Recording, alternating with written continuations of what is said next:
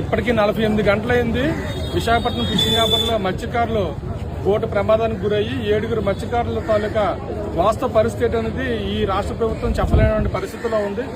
Car చిన్న boat driver మాత్రమే బ్రతుకున్నాడు. తను మాత్రమే అక్కడ ఒక చైనాకు సంబంధించినటువంటి వెసల్లో ఉన్నాడు. మిగతాది ఏంటంటే మిగతా 6 పరిస్థితి ఏంటనేది ఇప్పటి వరకు కూడా రాష్ట్ర ప్రభుత్వం ఎటువంటి ఇన్ఫర్మేషన్ కూడా ఇవ్వలేదు.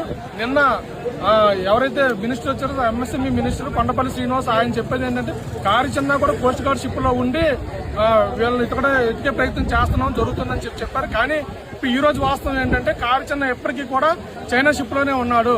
కనీసం కోస్ట్ గార్డ్ నుంచి ఎటువంటి చర్యలు తీసుకున్నట్టుగా లేదు.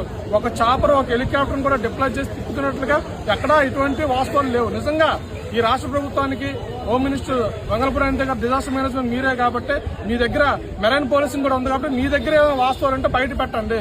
మీ దగ్గరైనా కోస్ట్ గార్డ్ షిప్లు తిరుగుతున్నట్లుగా కావచ్చు, లేదంటే కనుక మెరైన్ పోలీసులు రెస్క్యూ ఆపరేషన్ స్టార్ట్ చేసినట్టు కావచ్చు, లేదంటే కనుక చాపర్ తిరిగినట్లుగా ఏదైనా సరే ఎవిడెన్స్ ఉంటే మీ దగ్గర చూపించండి.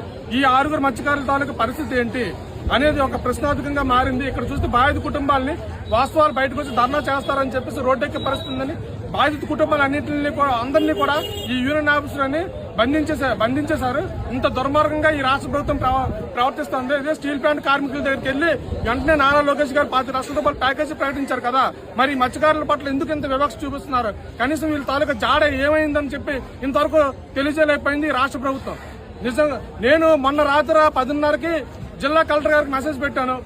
అందరికీ మెరైన్ పోలీసులకు చెప్పాను, జేడీ ఫిషరీస్ చెప్పాను, అందరికీ ఇన్ఫర్మేషన్ నేను ఇచ్చాను. అంటే మొన్న రాత్రి 10:30కు తెలిసిన తర్వాత అయినా సరే నిన్న మీరు నిజంగా రెస్క్యూ ఆపరేషన్ నిన్న 5 గంటల నుంచో ఉదయం 6 గంటల నుంచో స్టార్ట్ చేసినట్లయితే ఖచ్చితంగా కనీసం వాళ్ళ 4-5 ప్రాణాలతో బయటపడేవారు. వాళ్ళకి మీ చేతకానితనం, ఈ ప్రభుత్వం చేతకానితనం వల్ల వీళ్ళు 4 ఇప్పుడు ఈ ఉన్నటువంటి 6లో కనీసం 4 అప్పటికి ఈదుతున్నారు. ఎందుకంటే చిన్న చెప్పిన వీడియో బయట ప్రకారము వీళ్ళందరూ కూడా రాత్రంతా మునిగిపోయినటువంటి బోటును పట్టుకుని తెల్లవారులు కూడా వాళ్ళ ప్రాణాలు కాపాడుకున్నారు. తెల్లవారిన తర్వాత కూడా బోటు మునిగిపోతుంటే వీళ్ళు అక్కడి నుంచి ఎదురుగా దగ్గరలో షిప్ కనిపిస్తుంది, ఆ షిప్ ని క్యాచ్ చేయడం కోసం చెప్పి వీళ్ళు ఈదుకుంటూ ప్రయాణం చేయడం జరిగింది. అంటే ఈ ప్రయాణంలో చిన్న ప్రాణాలు దక్కించుకున్న మిగతా వాళ్ళ పరిస్థితి ఏంటి? నిజంగా కనుక ఈ ఇన్సిడెంట్ ఎప్పుడు జరిగింది? 8 గంటల వరకు చిన్న ఈదుతూనే ఉన్నాడు. చిన్న ఈదుతూనే ఉన్నాడంటే 9 గంటలకు ఒక షిప్ వచ్చి రెస్క్యూ చేసింది చిన్నని. అంటే మీరు కానీ నిజంగా 6 గంటలకు కానీ రెస్క్యూ ఆపరేషన్ చేసినట్లయితే ఖచ్చితంగా కనీసం 4-5 ప్రాణాలతో బతికేవాళ్ళు. మీ ప్రభుత్వము చేతకానితనం వల్ల ఈ రోజు 4-5 ప్రాణాలు ఏమయ్యో తెలియని పరిస్థితి పూర్తిగా ఈ రాష్ట్ర ప్రభుత్వము ముఖ్యమంత్రి గారు ఈ విషయంలోనే పూర్తిగా వైఫల్యం చెందారు. ఇప్పుడు చూస్తే నిజాలు దాచేసి రోజుకు ఒక అబద్దం పూటకొక అబద్దం ఈ రాష్ట్ర ప్రభుత్వం చెప్తోంది. అడుగుతున్న వాళ్ళు నిజంగా ప్రొటెస్ట్ చేయాలనుకున్న వాళ్ళని ఉద్దేశపూర్వకంగా పోలీసులను అడ్డం పెట్టి మరీ యూనియన్ హౌస్ బంధించేస్తారు. మహిళలు ఈ రోజు ప్రజాస్వామ్యంగా ఉన్నటువంటి హక్కులను కూడా నొక్కేసి పరిస్థితి ప్రభుత్వం చేస్తా ఉంది. చాలా దుర్మార్గంగా ఉన్నారు. వీళ్ళ తాలూకా ప్రాణాలు ఏంటి? వీళ్ళకి బాధ్యత ఎవరు వస్తారు? ఈ రాష్ట్ర ప్రభుత్వం చనిపోయిన ఈ కుటుంబాలకు సంబంధించి ఎవరైతే నిజంగా చనిపోతే కనుక వీళ్ళందరికీ కూడా రాష్ట్ర ప్రభుత్వం బాధ్యత వహించాలి. ముఖ్యమంత్రి చంద్రబాబు నాయుడు గారు సమాధానం చెప్పాలి, పవన్ కళ్యాణ్ గారు సమాధానం చెప్పాలి, నారా లోకేష్ గారు సమాధానం చెప్పాలి. ఎందుకంటే మీరు స్టీల్ ప్లాంట్ కార్మికులకి న్యాయం చేశారు, వెళ్లారు, కోట్ల రూపాయలు ఇస్తారని చెప్పారు. కానీ ఇక్కడ కనీసం మాకు డబ్బులు కాదు, ఇప్పటికి ప్రాణాలతో మా వాళ్ళు ఉన్నారు లేదని కనీసం ఇన్ఫర్మేషన్ కూడా ఇవ్వలేకపోతున్నటువంటి చేతకాని ప్రభుత్వం ఈ కూటమి ప్రభుత్వం అన్నట్లుగా ఉంది.